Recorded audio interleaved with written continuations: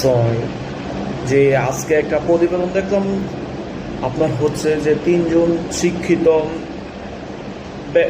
মাঝে একজন বেকার। তো এই যে ওহরও আপনারও অনার্স শিক্ষিত লোক বেরোচ্ছে, ডিগ্রি শিক্ষিত লোক বেরোচ্ছে, মাস্টার্স কমপ্লিট লোক বেরোচ্ছে এবং বিভিন্ন সেক্টর থেকে বিভিন্ন শিক্ষিত ছেলেমেয়েরা বের হচ্ছে এবং হচ্ছে তারা এবং হাই প্রোফাইল শিক্ষিত তারা এবং হচ্ছে উচ্চ শিক্ষিত। কিন্তু এই যে উচ্চ শিক্ষিত থাকার সত্ত্বেও কেন মনে করেন যে প্রতি তিনজনের মাঝে একজন বেকার? হ্যাঁ, তো এই যে আমাদের এখানে প্রশ্ন হচ্ছে যে প্রতি তিনজনের মাঝে কেন বেকার থাকবে? এই যে আমাদের রাষ্ট্র কাঠামো এবং হচ্ছে আমাদের যে শিক্ষা ব্যবস্থা কি তারা কি বেকার ছাত্র তৈরি করছে এবং হচ্ছে বেকার যুব শক্তি তৈরি করছে?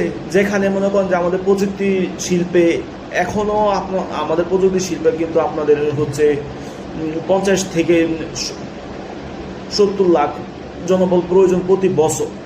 এবং এই যে প্রতি বছর 50 থেকে 70 লাখ আমাদের প্রযুক্তি শিল্পের ছেলেমেয়ের প্রয়োজন, কিন্তু এখানে আমরা মাত্র পাচ্ছি 60% এবং হচ্ছে আমাদের 40 থেকে 30% শ্রমিক কিন্তু হচ্ছে আমরা ঘাটতি থেকে যাচ্ছি। প্রতি বছরই আমাদের হচ্ছে 40 থেকে 30% শ্রমিক ঘাটতি থেকে যায়। কিন্তু এই শ্রমিকগুলো কেন ঘাটতি থাকছে?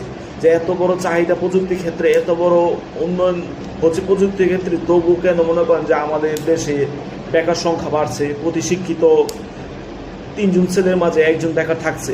এই যে প্রযুক্তিগত উন্নয়ন হচ্ছে না আমাদের দেশে, এই যে প্রযুক্তিগত কাঠামো তৈরি হওয়ার কারণেও আমরা প্রযুক্তিগতভাবে পিছিয়ে আছি।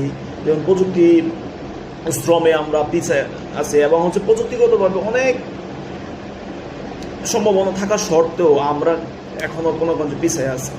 তো আমরা মনে করি যে সরকারি দিকে নজর দেওয়া দরকার, যে প্রযুক্তি ক্ষেত্রে প্রযুক্তি বান্ধব শিক্ষা কারিকুলাম তৈরি করা দরকার, যেখানে মনে করেন যে একজন ছাত্র তার উচ্চশিক্ষার পর সরাসরি সে যাতে একটা কর্মের নিশ্চিত পায়। হ্যাঁ, সেজন্য মনে করেন যে একটা কর্মক্ষেত্রে প্রবেশ করতে পারে স্বাচ্ছন্দ্যভাবে, একটা কর্মের নিরাপত্তা থাকে, যাতে সে একটা নিশ্চিত করতে পারে যে আমি যে একটা ডিগ্রি নিচ্ছি বা একটা অনার্স ডিগ্রি নিলাম, তো আমি অনার্স ডিগ্রিটা শেষ করার পরপরই যাতে আমি একটা চাকরি পাই।